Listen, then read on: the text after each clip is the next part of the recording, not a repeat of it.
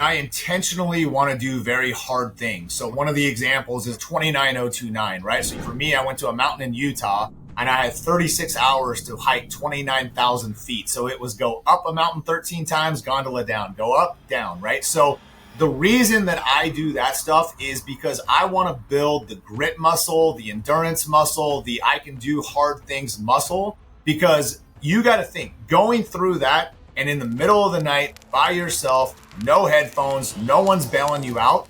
What do you think I came back as a version of Monday morning? Do you all of a sudden think a missed interview is going to throw me off my game? Do you think because someone slow paid me as a client, all of a sudden I'm rattled? I'm not. I'm actually more dangerous and more dynamic because I built that internal muscle.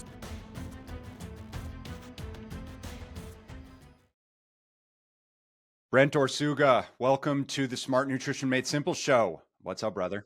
Yeah, appreciate you having me on. Always glad to have a conversation with you.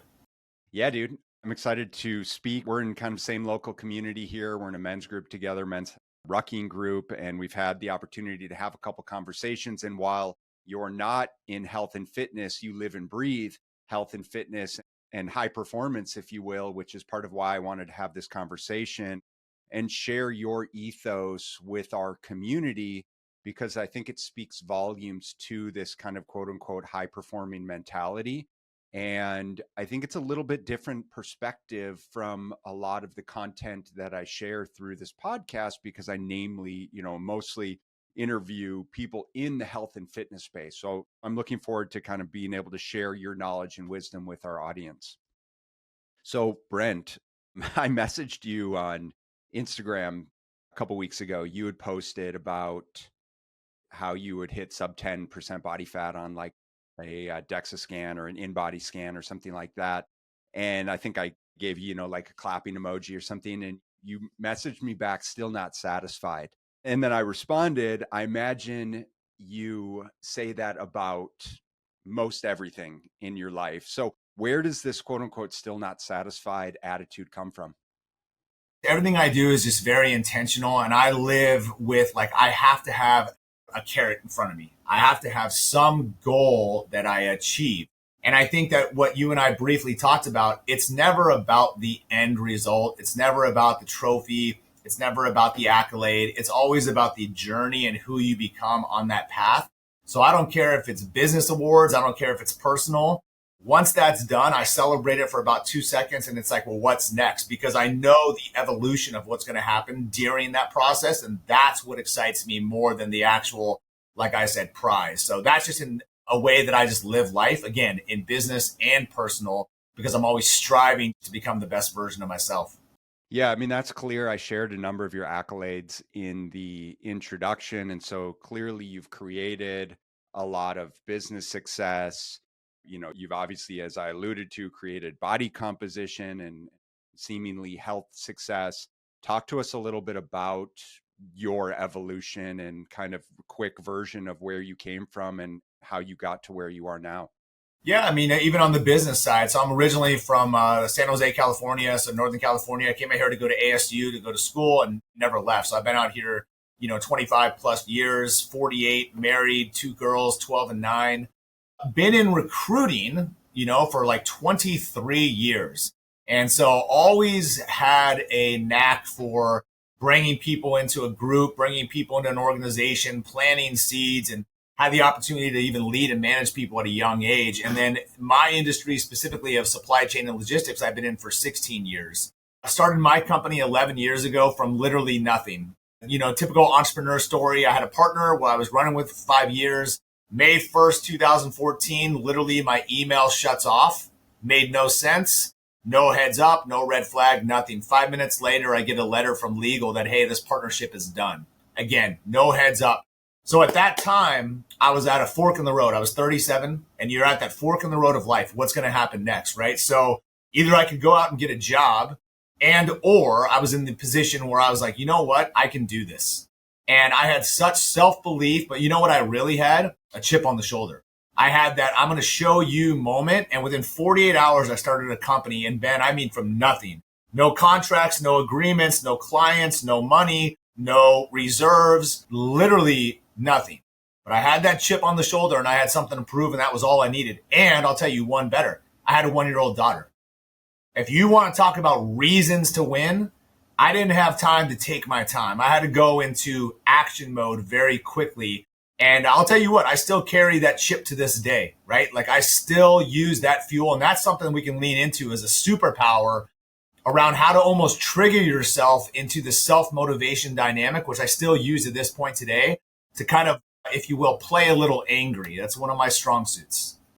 There's definitely something to having your back against the wall in those circumstances and situations, and the proverbial burn the ships, and it's like just going all in. And I think it's something that a lot of, I can certainly relate to with a lot of the clients that I work with, and vice versa, just in terms of like, we've all been in those circumstances. And I think if you're a entrepreneur in any way, shape or form, and a business owner, well, you've certainly been in that situation.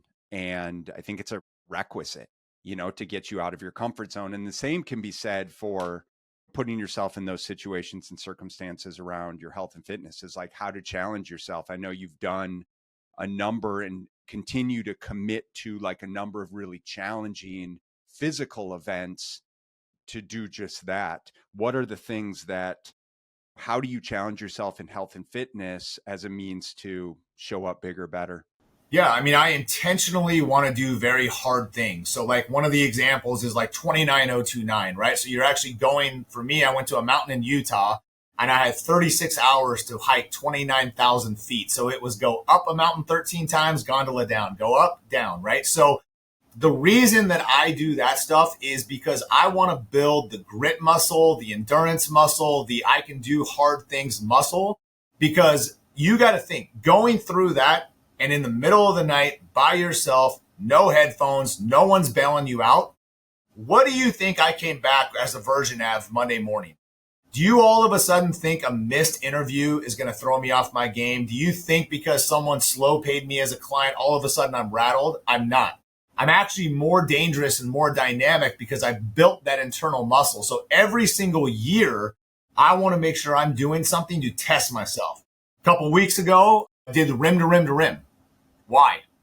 Because it's hard. It's not easy, right? So I want to intentionally, again, that's a big word in my life, put myself into these situations so that I have to and am forced to perform at a high level, which is going to impact and carry over into every other aspect of life. Excuse me. I love that you share that. And the word that comes to my mind under these conditions is resilience. And I think that be a business owner, be it someone who's really trying to master their health and fitness, just listen, we are faced with constant challenges. And I think it's perspective as well in terms of like, what is actually challenging for us? And conversely, like, what's the story and the narrative in our head? And so what have you observed over the years, Brent, in terms of like the mental talk and the story that you tell yourself around the situations that you're in? And, like, what do you say to yourself to build more of that resilience? Yeah, I mean, self-confidence is something that you have to kind of build on your own. And the way that you build that is really by just keeping promises to yourself. So if I say I'm going to wake up at a certain time, if I'm going to work out 5 days a week, if I'm going to stay disciplined with my food, if I'm going to not veer off of this or that, the reason that people lose confidence with themselves is because they don't stay consistent with those things. So for me, I live a very regimented lifestyle. I always say you got to control the controllables, and there's certain things I can control. I can control what I put into my mind. I can control what I put into my mouth. I can control the conversations I have. I can control the circle and the people that I hang around. I can control all those. I can't control politics. I can't control cultural dynamics. I can't control a lot. But you better believe I'm going to take all that other stuff very serious. So the self-talk to me has a lot to do with those things. Why do I go work out at 4 a.m. every day? Why am I driving in the dark when other people aren't? Do you not think that will create so much inner belief when you know you're doing something that 95% of people don't? Do you not think there's a superpower when you walk into Lifetime and it's the same 6 people at 4 a.m. and no one else is there? That doesn't create some self-belief or confidence? So again, I know how much I do before the average person even wakes up. So all of a sudden, I'm starting the day 1-0. right? Win the morning, win the day. So that's why I do little things like that, because every single day it just kind of compounds. And again, the confidence just increases and increases and increases. And you know, you're not like everybody else, which I don't want to be. I know you've gotten probably pushback and commentary about being extreme or intense, perhaps. How do you view that relative to, your lifestyle behaviors? Yeah, it's simple. I'm not intense. I'm intentional. There's a difference. When somebody is intentional, I know exactly what I want. I know exactly what I'm going after. And if that intimidates other people, I don't care. They're not running my race. They don't pay for my business. They're not paying for my kids' private school. They're not controlling my diet and my body. So I live differently than a lot of people. I'm not chasing likes. I don't need to please other people. I'm running my race and I'm all gas, no brakes. This is how I operate. So what actually can happen though is when you live that lifestyle, what you'll notice, it will scare some people, but it will also motivate some people too. So when you come from the lens that, hey, I'm going to show you by example, I'm going to lead from the front, I think that actually you'll take it from more of an inspirational standpoint as opposed to a negative dynamic. Yeah, no, without question, dude. And the conversation that I have with clients and that I think is worth our listeners taking away is people are going to have an opinion of you one way or the other. And invariably, if you want to be like most people, well, then you're going to be overweight, you're going to be sick, and you're going to experience disease, and you're going to be status quo, right? And I don't think that's where most of us want to live. And by that token is the second you start to do things that are perceived as being an outlier, waking up at 4 a.m., working out 5 days a week, going and hiking rim to rim, you name it, all of the things that most people aren't doing, then everyone who's living in the middle is going to want to rationalize their own behaviors or lack of intentionality around things. And so you're going to get pushback. And oftentimes you're going to get pushback from the ones that you love the most. What and how do you leverage social support, both personal and professionally, to help you drive momentum? Yeah, look, I think that there's a way that I live through life, and it's a little bit of delusion. Like I come from a lens where I expect to win. I expect things to go my way. And I always ask two questions. Why not me? And if not now, when? So when you carry yourself throughout the day with that lens, again, I want to become somebody that attracts certain people into my world. I only want to have conversations with high performers. I only want to have conversations with disciplined people. So just by living that lifestyle, it's organically going to happen. Now that's on a personal lens, Ben. What you got to understand, what do I do for work? I am asked as an elite headhunter that these companies are coming to me to pay a premium to get the best of the best. So I have to be a high performer to be able to relate and resonate with other high performers, which is ultimately what they want. They're not paying me to go get average Joes. And in the hiring landscape, this is where a lot of companies even mess up. They're asking somebody who's a 6 to go get a 10. The formula is off. They're never going to relate. They're never going to speak the same language, right? What's the famous Nick Saban quote? High performers don't like low achievers and low achievers don't like high performers. It's very true. I don't care if this is in business or personal life. Too many people care about what other people think. And when you remove that and you become somebody that can attract what you want in, you understand that life is simply a boomerang and the right people will come into your life.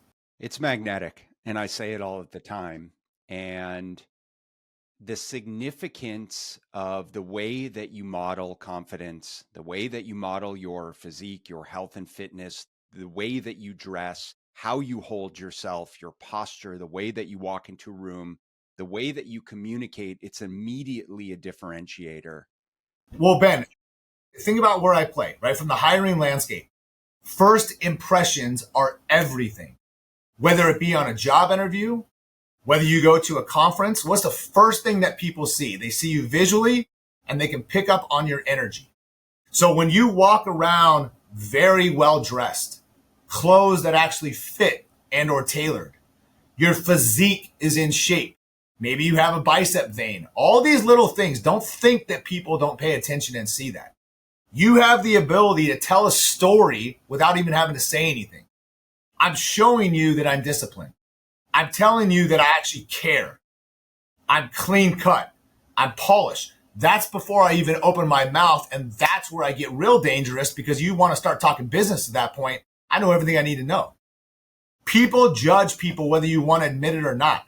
Whether it be a picture on LinkedIn to get a job interview, whether it's actually doing an interview, within 30 seconds, people are making a judgment if they like you or not. The rest of the time, they're just justifying that. So don't think for 1 second this doesn't matter. I think people need to take it more serious.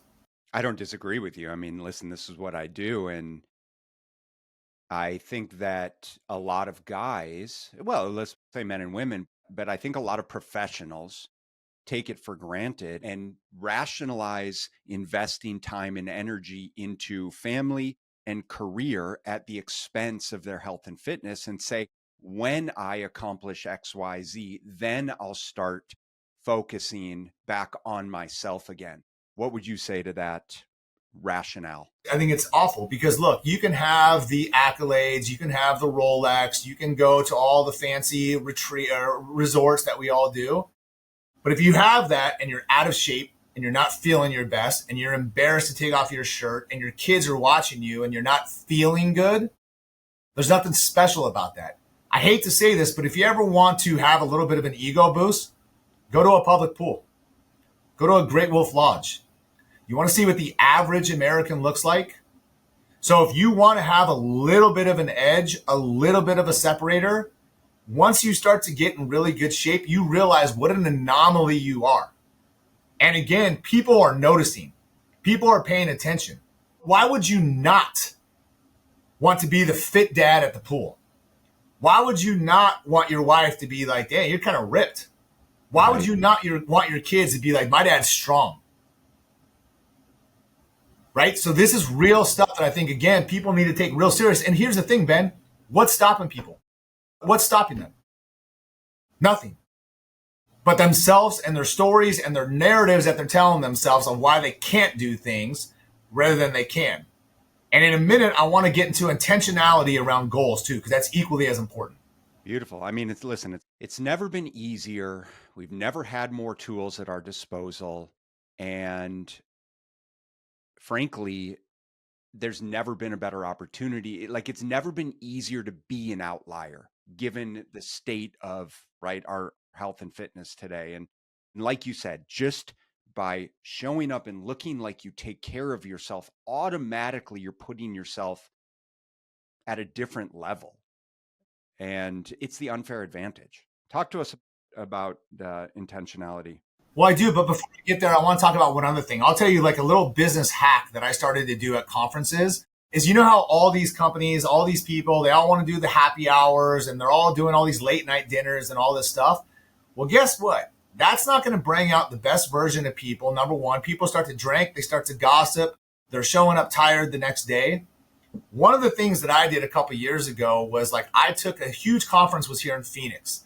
I paid, instead of a happy hour, I paid for transportation to take people over to Pinnacle Peak and took 60 plus people at 6 a.m. over there. It was the buzz of the conference. Everybody then felt better going into their day. And now I have seen that carry over into so many different events where people are copying that. Because think about it too. Where do you think the high performers are? Do you think they're really out and about at 10, 11 o'clock at night? Or do you think they're actually waking up to get after it and start their day fresh? So think about, again, from a recruiting lens, where do I want to be? 100%. Yeah. So where am I stealing people at, right? So when you start to understand how the game's played, that's number one. Number two, to go back to intentionality, I always work away from a goal. I don't work towards it. I want to explain that. I come from a place, it's already happened. If it's a revenue number, if it's an award, the Inc. 5000, whatever the case may be, if it's a body fat percentage, my mind already goes to, it already occurred. Just what do I need to do to make it a reality? Then one of the little hacks or tricks that I do is I will intentionally become obsessed with it. I create graphics around this. I will put pictures. I sent you a picture of myself and Sylvester Stallone from Rocky IV, right? You know how many times I've stared at that photo and that physique? Do you not think that I became obsessed with it? I want to look like that. I'm going to look like that. And I don't come ever from a place of I pray, I hope, I wish. I'm going to. And when you become intentional, it's like getting into a car and a GPS. You have to know exactly where you're going. The universe will guide you and take you there, but you have to be intentional. It's not enough, Ben, to be like, I want to make more money. I want to lose some weight. I want to go on more trips. Well, what does that mean? Mm-hmm. So for me, if I'm going to say I want to be by July 1st, I want to be under 10%. I want to weigh 175. I want to be benching this amount. From a business standpoint, in 2025, I want this number of placements. I want this revenue number. This is going to be my average fee. This is stuff I have on my computer, on my lock screen. I'm constantly obsessed with it. And again, I'm already coming from that expectation that it already happened. It already happened. So when it does happen, I'm actually never surprised. I'm more surprised if it does not occur. And I will do whatever it takes not to let that happen. Yeah, I mean, this is just being objective and, leveraging numbers to make informed decisions of like, listen, if we're going to have X number of sales, how many conversations, how many calls do we need to have? What's our close rate? Like that's any business, right? And it's the exact same with our health and fitness and the conversations that we have with clients is like, you said you want to be here by this date. I think that's perfectly reasonable. Let's start to work backwards. Okay, that's a pound a week. That's 0.5% body fat, and here's the behaviors that we need to impose, that you need to adopt and learn and develop, and the skills that are. Everything is a math equation, and all you do is reverse engineer. That's all it is, right? And you have to remember too, there is no overnight millionaire. There is no 7-day abs. There are no shortcuts. ChatGPT is not going to come and save the day. It boils down to having an executable plan and then going into action and trusting the process, trusting people like yourself who know what the heck they're doing and have hundreds, if not thousands of success stories, and following the playbook, just like in sports. No one shows up to a practice to play audibles and play loose. They're not playing backyard football.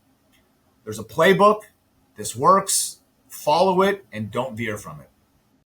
You know what boggles my mind, Brent, is it doesn't because, and I'm sure you know plenty of successful guys in business, yet they're a disaster in their health and fitness. So fundamentally, they understand the process and the levels involved in scaling a business and having their back against the wall and experiencing, massive challenges because everyone's been through that, right? And so from a business mindset standpoint, they've slowly and progressively built the skills and the tools and the knowledge to be quote unquote successful. Yet when it comes to their own physique, their own health, the way they prioritize themselves, their level of confidence, their level of self-efficacy, it's nowhere to be found. What are your observations on that? Why do you think that there's such a disconnect for certain people around that? Because I think people lean into areas that they're good at. So, right, people have a comfort level. If their confidence is tied to business and revenue and titles and all these things, I'm going to put a lot of energy there. I don't think people have been angry enough or looked in the mirror deep enough to be disappointed to take that massive action that it takes. Because again, when you're sitting on a pedestal and everyone's telling you how great you are, right? Oh man, this guy's a killer in business. This guy makes a lot of money. Well, cool, but he's got a big old belly. And so again, I don't think people get irked enough. Where do you understand? See, this is how I operate too. Go look up the stats on how many people have under 10% body fat, make 7 figures, and let's even add in like our over 6 feet. Do you understand it's like 0.0001%? Did you say it was like 800 people or something. So the minute I hear that, I automatically become obsessed. Obsessed. Not, hey, that would be cool, pray, hope, and wish. No, it's going to happen. You see how my mind works? I'm going to be one of those statistics because it's so rare. If I fall and get into that category, how can my confidence not be extreme? How can that confidence now all of a sudden not piggyback into my business aspect? It's all correlated together. I don't have a lot of respect for people that crush business, but they're complete train wrecks, like you said. I have no respect for somebody that's sloppy with their drinking, is out of shape, doesn't take any effort. It takes no effort. You show me somebody who's cranking over here and cranking over there, that's a dangerous person. That's a dangerous person. I'm with you. And so, but I'm going to play devil's advocate for a moment because there's always trade-offs and there's always sacrifices to be made or perceived sacrifices, especially when someone is going from one lifestyle to a radical shift in lifestyle that's required to lose body fat, get lean, so on and so forth. And so for you, what are the sacrifices? What are the trade-offs that you feel like you need to make in your life in order to accomplish what you want to accomplish? I think a lot of people forget it's not actually what you do, it's what you don't do. It's what you don't do. So what don't I do? I don't drink. I got that out 3 years ago. Why? Because I came off of tearing 2 Achilles in 13 months. And I couldn't move. The same Achilles? No, both. Basketball got me 2 times. So I tore one, came all the way back, was playing hoops again, 13 months, tore the other one. Oh. So I had to reset the clock. So that was 2 years of not being able to move, knee scooters, surgeries, boots, not sleeping great, right? So for me, removing alcohol just became if I'm going to be a high performer, if I want to get into elite shape, and I was just plain angry at that time. I'm going to say, I'm going to do whatever it takes to go the complete opposite. You give me the chance to move again, I'm moving. I'm getting dangerous. I'm getting lean. I'm never going to let this happen again. So again, I had a reason to win or a trigger. Alcohol for me just became something that I just became not good at anymore.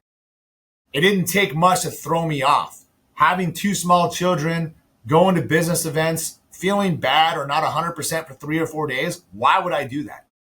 Why would I do that? How does that serve me in a good situation? So I removed that. One of the best things our family did is we got in touch with a chef that actually every week comes to our house and makes food. So now I can control what I put in my mouth. It's portion control. I know it's fresh. I'm not eating processed foods. Even now when we go out to dinner, I'm so thoughtful of what I do. I love Dominic's. I love sushi, but I'm eating different. It's just thought. Think how many people just go and just whatever. For sure. I slow down. We order different. So much goes into it. And that's a great explanation because fundamentally it is a mindset shift because oftentimes people will discuss the trade-offs and the quote unquote sacrifice and say, well, that means I can't drink multiple nights per week. It means I can't eat out. It means I can't entertain clients the way that I could, should, normally would, right? It means I can't, quote unquote, have fun on vacation, yada, yada, yada. But if you acknowledge, well, those are the very things that are keeping you stuck to begin with. It's social pressures, right? Like even alcohol, if we stay there, it's so socially normalized. Go to the Phoenix Open. You're a black sheep if you don't. What I used to do is I started with me doing 75 hard, right?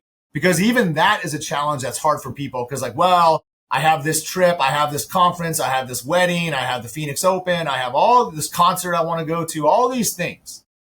And even now when I go to like business events, I see people who don't really want to partake, but they don't know how to say no.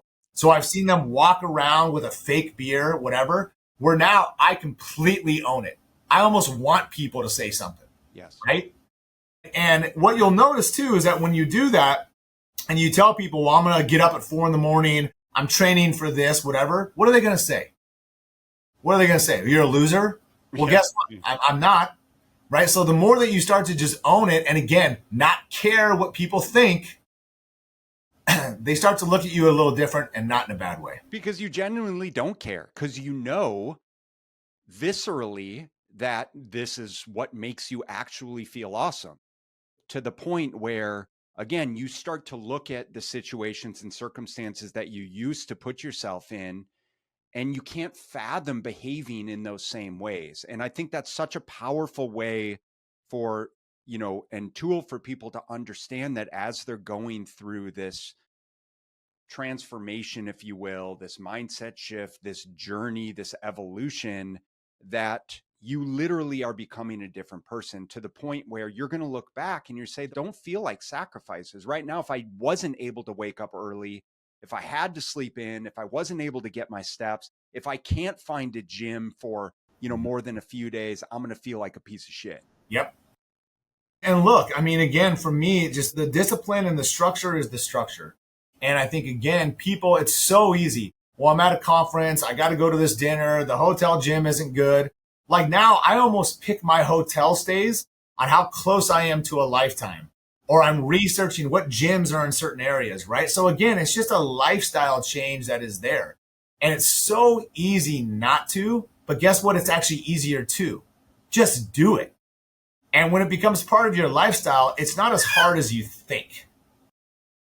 It's not. It's going back to the daily non-negotiables. Yeah. Like, what are the commitments that I'm making to myself? How am I living with integrity and doing the things that I said I'm going to do, and honoring those promises, and then just perpetually building the evidence to prove that I am the person that I say that I am. And you'll just build, and you'll build momentum and build momentum. But it goes back to being intentional too. Too many people play loose. They play loose. So when you play loose, you act loose, right? Well, I want to lose weight. Okay, cool. They haven't defined a concrete hard number.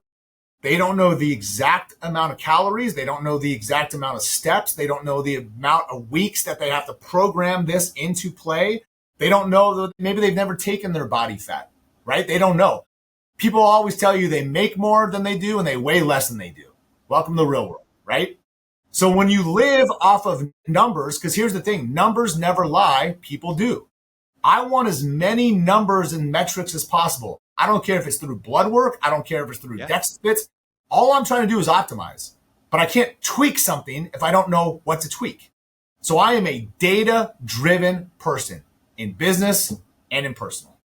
Yeah, I mean, it's, as far as I'm concerned, and I've talked about this ad nauseum on the show, but there's a reason why we track metrics. Mm-hmm. And, if you value your time, money, and energy, then you probably should want to track those metrics as well. So you're actually accomplishing what you said you want to accomplish, and not, like you said, play loose. Brent, talk to me about self-development and kind of your personal identity, and how do you feed that? How have you fed that over the years? Mm-hmm.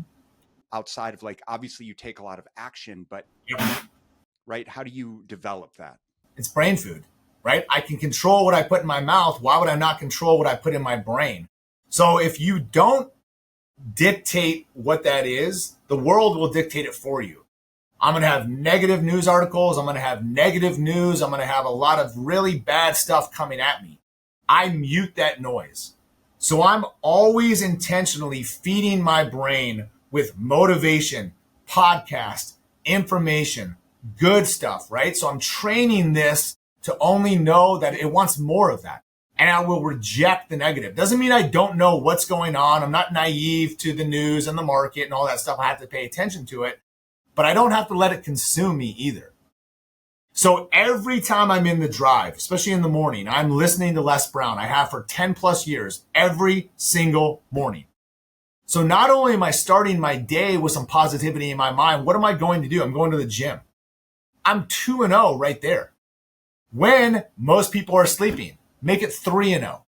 I'm compounding all these little things so that by the time I'm out of there, I'm already flying high. My self-belief is there. I'm going to carry that into now when I go home and play dad. I'm in a good mood. Sanity, not vanity. That's really what working out is too, right? It's a mental release. I'm getting my yayas out. I'm going to be a caged animal otherwise. So I'm coming home at 6 a.m. as a better version of myself. Why would your spouse, why would your kids not want that? Do you think they would encourage it? I think that's the epitome of being selfless, not selfish. And that's also why I brought up social support of, ensuring that you have a partner, because listen, for those of you listening, I mean, it is who you surround yourself with that's really going to make or break this journey and this process. And you've got to have the support so that you can, take care of yourself, because we all want to take care of everyone else as well. But obviously, if we're not putting our oxygen mask on first, then it's going to be pretty damn challenging. And that's personally why I'm an early bird. I don't disrupt the house. I don't disrupt the rhythm. I'm doing so much before people even open their eyes. I'm there and I don't miss anything, so that when I am there, I'm present. I'm not itching to get out of the house. I'm not disrupting the flow. I've already gotten my stuff out of the way. So again, I'm not saying everybody's going to be a morning person, but I know how to maximize my time. So that again creates that discipline. Even when we go on vacation now, I hate to say this, but we're probably always going to get 2 rooms so that I can wake up early, go do my thing, and then, yep, Dad's ready to go to Disneyland now. It's awesome. Yeah, well, I mean, why not? Because you're going to show up as a better person because of it. Yeah. For people that are listening, Brent, who are really just starting to tackle their health and fitness and take ownership with the desire to build confidence and self-belief, where do you think are the first steps? Like, where would you tell someone to look if someone approached you at a conference and he's like, dude, like, what are my next steps? I really want to take ownership over my health. Like, what would you say to them? I think you got to go look in the mirror and get a little pissed off. I think if you have a double chin, your clothes aren't fitting right, if you're not happy with the way you look, if you're relying on old pictures, if you don't like angles, if you really look down at your belly and you can grab it and it doesn't make you feel good, you got to get angry. You got to play angry. And you got to say at some point, enough is enough. No one's going to bail you out. No one's coming to save you. No one's coming to take the food out of your mouth. At some point, there just has to be that turn back moment where I'm like, you know what? I'm not going to do this anymore. Then from there, I think you have to start with the basics. I think I have to get in the movement. I think if you go to an average gym, you have 2 types of people. You have people that work out and you have people that train. And I would ask what category I fall into. People that work out are just checking a box. Going to Orange Theory, going to F45. I'm, putting on some Biore and I'm watching TV on an elliptical. Am I really getting after it? Have I ever actually trained? Have I pushed myself, lifted heavy, invested in a trainer, grabbed my one buddy who's ripped and being like, dude, what are you doing? Let me just piggyback on you. Educate myself, bought an app, use social media. We live in a world where there's so much information available to you. Crap, you can just go on TikTok or Instagram, type in chest exercises, and the stuff's going to be there. There's no excuses, whether it be from the science, blood work, hormone, peptide world, whether it be through workouts, regimens, apps. It's never been easier to win. If not now, when? Why not me? 100%. 100%, dude. Brent, this has been absolutely fantastic having this conversation, just being able to share your knowledge and wisdom and attitude, around all of these things. Where can people, you've got a great social media presence, especially on LinkedIn. Where can people follow and find out more about you? Yeah, so LinkedIn is kind of like the biggest platform, biggest brand, whatever. Brent Orsuga, Orsuga. There I talk a lot about hiring, high performance, culture, but I absolutely incorporate fitness and everything into that. I do share a lot of stuff on the Pinnacle Growth Advisors Instagram page. I kind of like to show a day in the life. What does a day in the life look like? Starting at 4 a.m., the personal development podcast I listen to, trying to get 25,000 steps on a weekend, right? And again, I'm no different than a lot of people, Ben. 2 small kids, drop-offs all week long, running a business, traveling. There's just no excuses, right? So show you all that too. So do your girls Have they memorized like self-development Yeah. podcasts and 100%. Because again, I'm feeding their minds. I'm responsible for feeding their mouths, but I'm going to incorporate and teach them that stuff too, especially nowadays. I mean, that's a whole nother subject, but in a world of AI and these use, they can't get behind their phone. Even in the business landscape, these companies come to me and say, these people are so distracted. So I'm going to teach my girls how to communicate, how to have conversations, how to have self-belief, how to shake a hand, how to make eye contact. You go to the car wash, go talk to the cashier. I want them to get in the repetitions of speaking to people, having conversations. It's a lost art. yes. People are hiding behind their phone. They don't know how to engage. And that's why do you think, even from a fitness standpoint, if I'm losing that human connection, I feel like I don't need it. But that's a whole nother subject we can go down, man, because nothing's ever going to replicate a handshake, a steak dinner, building relationships, having commonalities, having trust. You can bring all the robots in the world. I will destroy you based on all those things.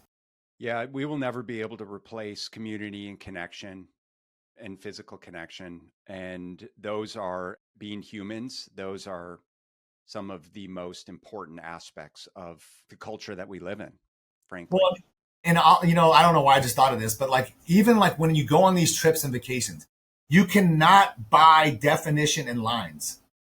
You cannot buy it. You have to earn it. And there's something to be said when you're walking around and you have a physique and people are noticing and you know that you have it too. And you catch a glimpse in a mirror. You see people looking at you differently when you're in the hot tub, right? You cannot buy this. I can buy a Rolex. I can buy first class tickets. I can buy VIP Disney. I can do all that.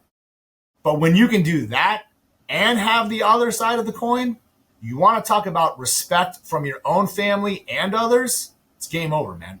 Dude, How can you not want that? it's an anomaly to the degree that, I mean, sometimes I just keep my, not to toot my own horn, but sometimes I just keep my shirt on because I'm like, I don't even feel like having conversations around this right now because, again, it's such an outlier to be even remotely in shape. I go to the airport and I watch people eating Panda Express at 7 a.m. and drinking. And I said, I hate to say this. I know everything I need to know about you. I already know how you make decisions, how you operate, your lack of discipline. I know what I need to know. But when you see somebody who's the opposite, again, are you not magnified to them a little bit? Man, what are you doing? Dude, you're freaking jacked. Dude, you're ripped. What do you do? Yeah. So who do I want to have conversations with? What's going to create more of a high frequency dialogue than a low level? So all of a sudden, this circle and this world is being formed around me of elite high performers. That can become contagious. That can transfer into who we hang out with, who my kids hang out with, and everything else, man. It all starts with you, though. That's what you got to remember. That's why I said you got to look in the mirror and get a little pissed off. Got to get a little pissed off. And listen, you know, this whole conversation, guys, if you're listening here, is we didn't once really talk about the X's and O's of macros and calories and what Brent does in the gym and how long he trains for, because it doesn't matter. Like, it doesn't matter. The way he's showing up, the way he's communicating, the way he thinks about things, the way he's setting intentionality around his goals, that's what I wanted to impart through this podcast. That's the mindset shift that's required in order to make significant change. And that's what I want for you guys. And so I hope that this conversation resonated with you. Brent, absolute pleasure. I appreciate you. Is there anything else that, you feel like you wanted to share that I didn't ask you, or that you want to leave the audience with? I think people just have to realize it's not as hard as you think. You just got to start. You got to take action. And again, it's not an overnight fix. We have 6 months left in the year. Why would I not just start now? I don't care about the old version. I don't care about where it happened or where I've been. All I can do is look forward. But I can create a new identity, body, everything within a matter of months if I take it serious. And those results will become addicting. I couldn't agree more. And a tool that I'll suggest for our listeners, if you guys are serious about making change, then you need to get really clear about what it is that you want. And a way that I would encourage you to do that is simply just to put pen to paper and just start to write down what does your life look like in 6 months, in a year, in 2 years, in 5 years? And, sit down first thing in the morning and write a page of what you want. I'll stay there. One of the best exercises that was taught to me is you speak from the future. Yes. Well, I was always taught you have to write this. It is December 31st, 2026. I am so happy and grateful now that, and you sit there and have to use pen to paper. Describe the life that you want, the business, the body, the trips you're going on, where your kids are going to school, the clothes you're wearing, the relationships you have. It's like being a movie director and you are the star and you are creating the script. I can go into visualization and manifestation. I have found those pads of paper when we moved. Mind blowing how much actually came to fruition. Yeah.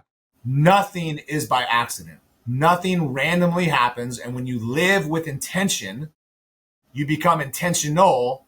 And sure, that can be caused intense, but guess what? You'll get what you want. Enough said. Brent, absolute pleasure. Appreciate you. We'll have to do this again. Thanks everyone for listening. Appreciate you guys. If you found this helpful, obviously do me a favor and leave a positive rating and review and share this with someone whom you think could benefit. Go follow Brent on social and you'll get more beautiful nuggets of wisdom and crush your day.